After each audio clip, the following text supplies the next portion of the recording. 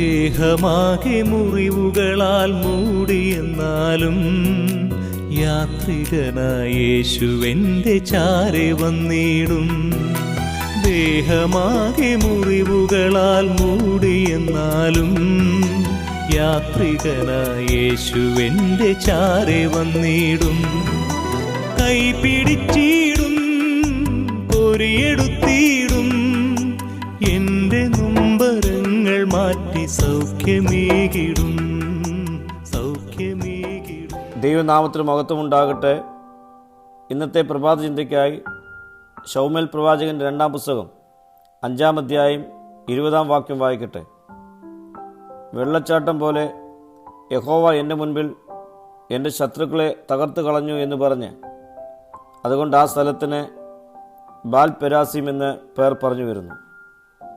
ബാൽ പെരാസീം എന്ന വാക്കിന് പിളർപ്പിൻ്റെ നാഥൻ എന്നൊരർത്ഥമുണ്ട്. ഫെലിസ്ത്യർ ദാവീദിനോട് യുദ്ധത്തിനായി രഫായീം താഴ്വരയിൽ കൂടി വന്നു.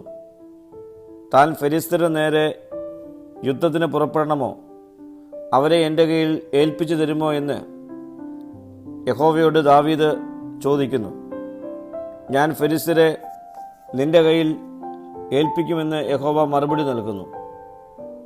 ദാവീദ് ബാൽപെരാസാമിൽ ചെന്ന് ഫെലിസ്ത്യരെ തോൽപ്പിക്കുന്നു. തൻ്റെ ശക്തിയേറിയ സൈന്യം കൂടെ ഉണ്ടായിട്ടും ദൈവത്തോട് ആലോചന ചോദിച്ച് മുന്നേറിയതുകൊണ്ട് ദാവീദിന് യുദ്ധത്തിൽ വിജയം ലഭ്യമായി തീർന്നു. പ്രിയ സ്നേഹിതരെ, നമ്മുടെ ജീവിതാനുഭവങ്ങളിലും നാം ചെയ്യുവാൻ ആഗ്രഹിക്കുന്ന പ്രവർത്തനങ്ങൾക്ക് മുമ്പായി ദൈവത്തോട് ആലോചന നമുക്കും ചോദിക്കാം. ദൈവിക ആലോചന പ്രകാരം നമ്മൾ കാര്യങ്ങൾ ചെയ്യുവാൻ ശ്രമിച്ചാൽ നമ്മുടെ ജീവിതത്തിൽ വിജയം സുനിശ്ചിതമാണെന്ന് ഈ ഭാഗം നമുക്ക് ഉറപ്പ് നൽകുന്നു. പ്രാർത്ഥിക്കാം.